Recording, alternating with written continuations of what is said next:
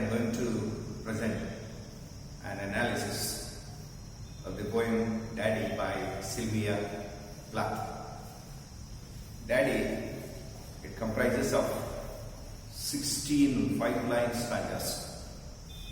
It is a brutal and venomous poem, commonly understood to be about Plath's deceased father, Plath.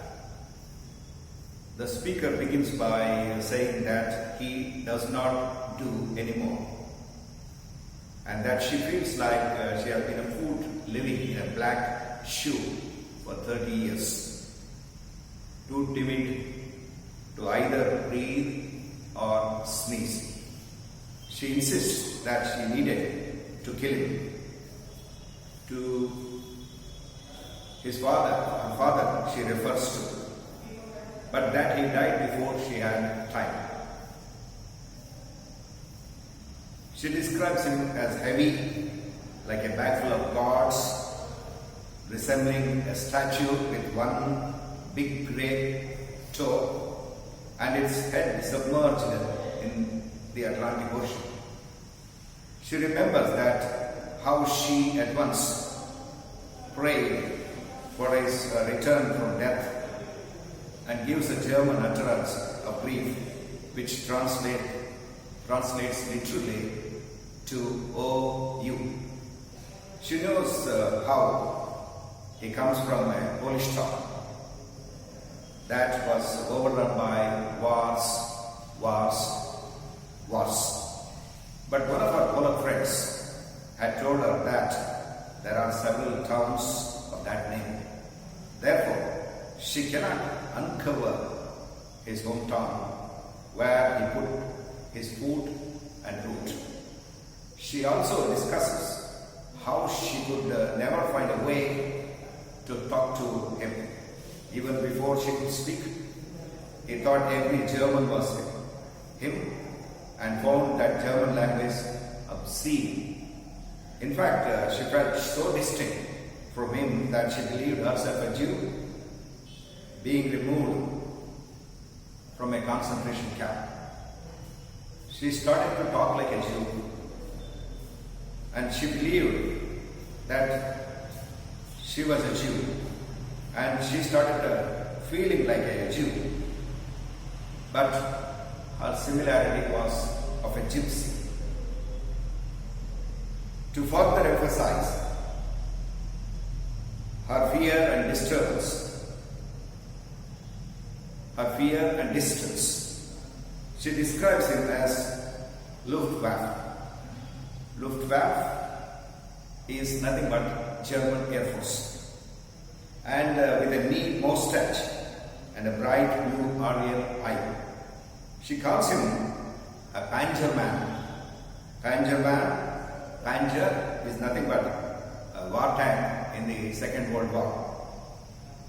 A Panzer man, and says he is less like a god than like a black swastika through which nothing can pass.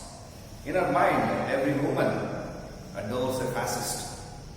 You know, fascist is an oppressor, unfairly oppressive, needlessly strict, and boot in the face that comes with such a man.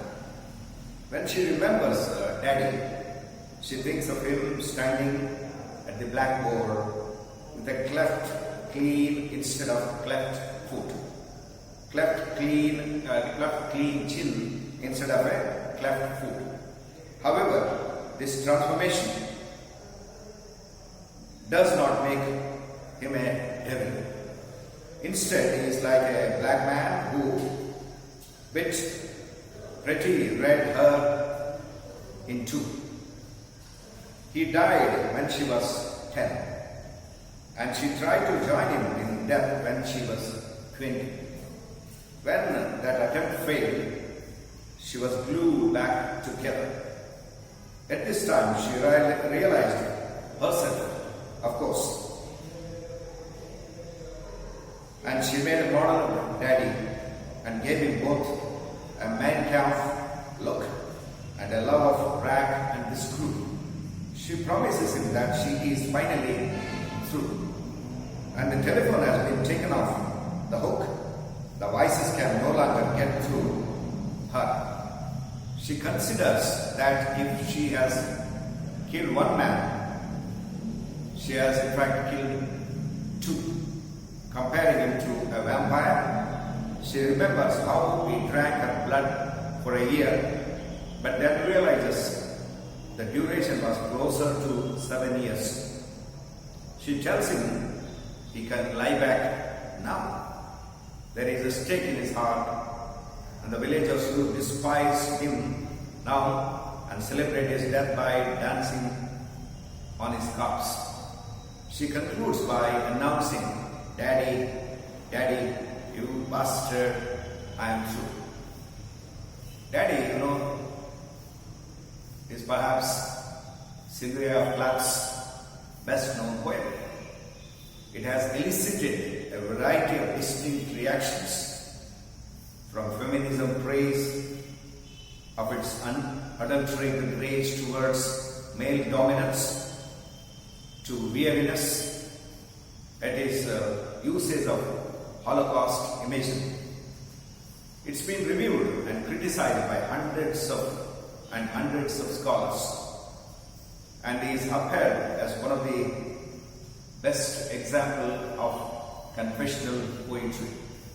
It is certainly a difficult poem for some. Its violent imagery, invocation of Jewish experience. Overall, in the poem relates Plath's journey of coming to terms with her father's looming figure. He died when she was 8. She cast herself as a victim and him as several figures, including a Nazi, a vampire, a devil, and finally as a resurrected figure of her husband, whom she has also had to kill. Though the final lines have a triumphant tone, it is unclear whether she means she has forgotten or gotten through to him in terms of communication, or whether she is through thinking about him.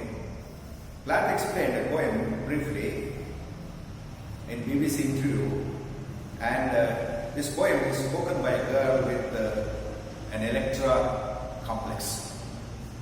You know Electra complex and Oedipus complex.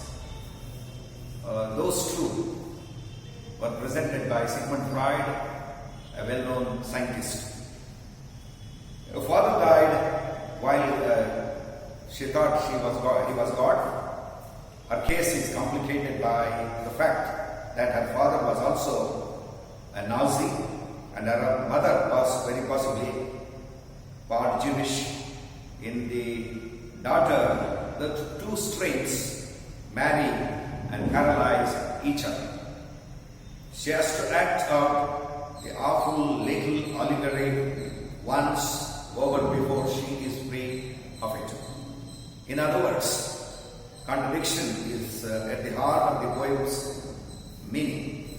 Neither its triumph nor its horror is to be taken as a sum total of our intention. Instead, each element is contradicted by its opposite, which explain how it showed us so many distinct interpretations. This sense of contradiction is also apparent in the poem's rhyme scheme and organization. It uses a sort of nursery rhyme, sing-song way of speaking. There are hard sounds, short lines, and repeated rhymes, as in Jew, through, do, and you. This establishes and reinforces her status as a childish figure in relation with her authoritative father. This relationship is also clear in the name she uses for him, Daddy, and in her use sounds and a childish cadence. However, this childish rhythm also has an ironic, sinister feel, since the chant-like primitive quality can feel almost like a curse. One critic wrote that the poem's simplistic, insistent rhythm is one form of control. The obsessive rhyming and repeated short phrases are others, means by which she attempts to jar and hold off the evil spirits. In other words, childish aspects have a crucial protective quality rather than an innocent one. Daddy can also be viewed as a poem about the individual trapped between herself and society. Plath weaves together patriarchal figures, a father, Nazis, a vampire, a husband, and then holds them all accountable for history's horrors. Like Colossus. Colossus is a statue of gigantic size. Daddy imagines a larger than life patriarchal figure, but here the figure has a distinctly social, political aspect. Even the vampire is discussed in terms of its tyrannical sway over a village. In this interpretation, the speaker comes to understand that she must kill the father figure in order to break free of the limitations that it places upon her.